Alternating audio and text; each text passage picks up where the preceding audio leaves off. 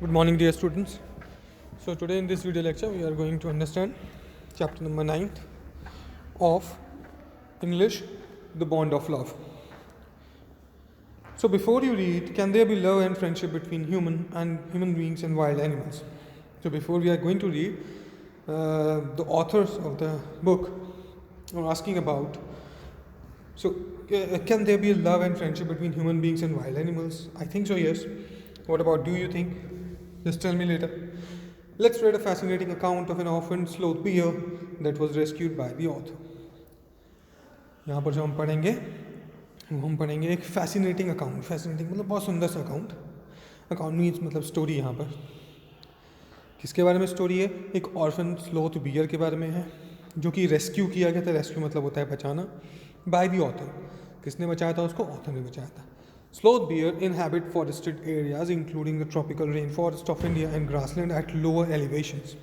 Sloth bear जो कि कहाँ रहते हैं? फॉरेस्टेड एरियाज में रहते हैं including grassland. Tropical rain forest में भी रहते हैं इंडिया के, और लोअर एलिवेशन में रहते हैं हिमालय साइड में. Sloth bear have very shaggy hair and long muzzles. Shaggy hair होती है और लॉन्ग मजल आगे की तरफ नाक निकली हुई होती है. Using their claws to dig. अपने क्लॉज पंजों का यूज़ करके डिग करते हैं. They can then use their lips to form a tube. फिर वो अपने लिप्स का यूज़ करते हैं एक ट्यूब फॉर्म करने which can go deep into the ground, जो कि ग्राउंड के डीप में चला जाता है, और into hard to reach areas, या फिर उन एरियाज में जहाँ पर पहुँचना मुश्किल होता है फॉर देयर फूड, अपने खाने के लिए. Their main food is termites. उनका जो मेन फूड होता है वो टर्माइट्स है. You can hear them suck up their food from several feet away. बहुत दूर से आप उनके जो फूड है उसको सक करने की आवाज़ सुन सकते हैं. First paragraph. I will begin with Bruno. मैं शुरू करूँगा ब्रूनो से. माई वाइफ्स पेट, मेरी वाइफ के पेट से, sloth beer. I got him for her by accident. मैं वो जो स्लोथ बियर था उसको लेकर आया था अपनी वाइफ के लिए एक एक्सीडेंट से. एक्सीडेंट मतलब एक इंसिडेंट की बात हो रही है. 2 years ago we were passing through sugar cane fields near Mysore. 2 साल पहले की बात है. हम लोग मैसूर की शुगर फील्ड से पास हो रहे थे. People were driving away the wild pigs. लोग जो थे वाइल्ड पिग्स को भगा रहे थे from the field by shooting at them. उनको गोली मारकर. Some were shot and some escaped. कुछ तो शॉट हो गए और कुछ ने एस्केप कर दिया. We thought that everything was over. हमें लगा कि सब कुछ ओवर हो गया. Suddenly when suddenly a black sloth bear came out panting in hot sun. तभी हमने देखा एक जो ब्लैक sloth bear था वो कूदते हुए फलानते हुए आ रहा था गर्म सन में, hot sun. Now I will not shot a sloth bear violently, but unfortunately for the poor beast, one of my companion did not feel that way about it and promptly shot the bear on the spot.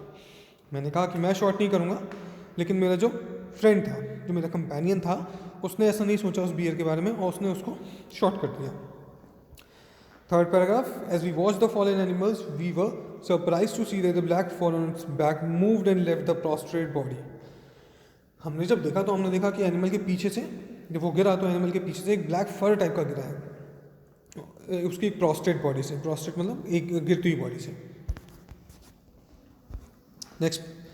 Baby bear that had been riding on its mother's back when the sudden shot had killed her, the little creature ran around its prostrate parenting, making a pitiful noise. उसके पीछे जो गिरा था वो एक baby beer था, okay, जो कि अपनी मदर की बैक पे रन कर रहा था, मतलब अपनी मदर की बैक पे बैठा हो जब वो भाग रही थी. When the sudden shot had killed her, एक जो शॉट था जिसने उसकी मदर को मार दिया था. The little creature ran around its prostrate parent, making a pitiful noise. वो जो बच्चा था तो अपने पेरेंट के मतलब मदर के चारों तरफ घूम रहा था और एक अलग से पिटीफुल नॉइज़ कर रहा था. पिटीफुल नॉइज़ मतलब जब बहुत ज़्यादा कोई रोता भी लगता है, that is called pitiful noise. Fourth one. I ran up to the attempt to capture. मैं उसकी तरफ भागा, मैंने कोशिश करी उसको पकड़ने की. स्कूटेड इनटू द शुगर केन. वो मुझे छुड़ा कर एकदम से शुगर केन की तरफ भाग गया. Following it with my companion. अपने कंपेनियन के साथ मैंने उसको फॉलो किया. I was at last able to grab it by the scruff of its neck. मैंने उसकी नेक से उसको एक झपट्टा मार के पकड़ लिया. It snapped and try to catch me with its long hooked claws. वो मुझे बार बार स्क्रैच करने की कोशिश कर रहा था अपने क्लॉज से, पंजों से. Paragraph number 5. We put it in one of the gunny bags we had brought and when I got back to Bangalore I duly presented it to my wife. हमने उसको अपने गनी बैग में रख लिया मैंने, और मैं जब बेंगलोर गया तो मैंने अपनी वाइफ को प्रेजेंट किया. She was delighted. वो बहुत खुशी. She at once put a coloured ribbon around its neck उसने उसकी नेक पे कलर रिबन बांध दिया था एक बार. After discovering the cub was a baby she christened it Bruno.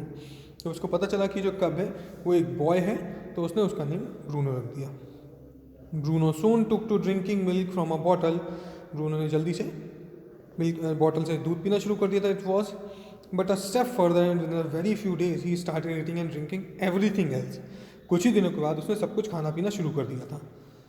And everything is the right word, for he ate porridge made of any ingredients, vegetables, fruits, nuts, meat, especially pork, curry, rice, regardless of condiments, chilies, bread, eggs, chocolates, sweets, pudding, ice cream, etc. etc. As for drinking milk, tea, coffee, lime juice, aerated water, buttermilk, beer, alcoholic liquid, in fact, anything liquid, it all went down in relish.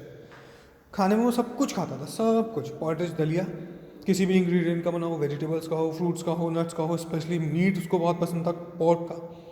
Okay, pig meet बहुत पसंद था, करी बहुत पसंद थी, rice regardless कंडिमेंट्स, rice अच्छे लगते थे लेकिन उसमें कोई भी स्पाइस ना पड़ा हो, मसाले ना पड़े हो, चिलीज़ नहीं हो.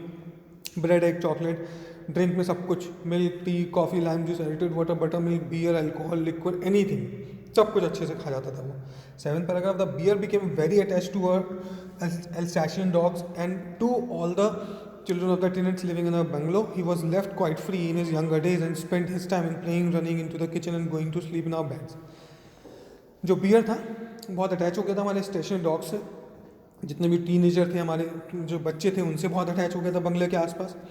उसको हम फ्री छोड़ देते थे उसके यंगर डेज के टाइम पे, जो कि ज़्यादा टाइम वो रनिंग, प्लेइंग और किचन की तरफ जाना, हमारे बेड्स पे सोना, ऐसे बिताता था. One day an accident befell him. एक दिन उसके साथ एक्सीडेंट हो गया. I put down poison barium carbonate to kill the rats and mice that had got into my library. मैंने बेरियम कार्बोनेट रख दिया था रैट्स को, माइस को मारने के लिए, जो कि मेरी लाइब्रेरी में रखा हुआ था. Bruno entered the library. Bruno library में गया. ही ऑफ्टन डिड, जैसे वो रेगुलर करता था. He ate some of the poison. उसने उसमें से कुछ पॉइजन खा लिया. Paralysis set in to the extent that he could not stand on his feet. Paralysis उसकी बॉडी में ऐसा हो गया कि वो अपने पैरों पर खड़ा भी नहीं हो पा रहा था. But he dragged himself on his stumps to my wife. लेकिन उसने जैसे तैसे ड्रैग करके अपने आप को मेरी वाइफ तक पहुंचा. हु कॉल्ड मी, जिसने बाद में मुझे बुलाया. I guessed what had happened. मैंने गेस किया कि क्या हुआ होगा. Off I rushed in the car to vet's residence. मैं जल्दी से कार में गया, अपने वेट के रेजिडेंट में गया. वेट मतलब जो डॉक्टर्स होते हैं एनिमल्स के. A case of poisoning, tame bear, barium carbonate, what to do. मैंने उनको बताया कि पॉइजनिंग का एक केस है, पालतू एक बियर है, बेरियम कार्बोनेट खा लिया है, क्या किया जाए. Okay, this is it from this video. Thank you for watching. You may read the further parts of the chapter.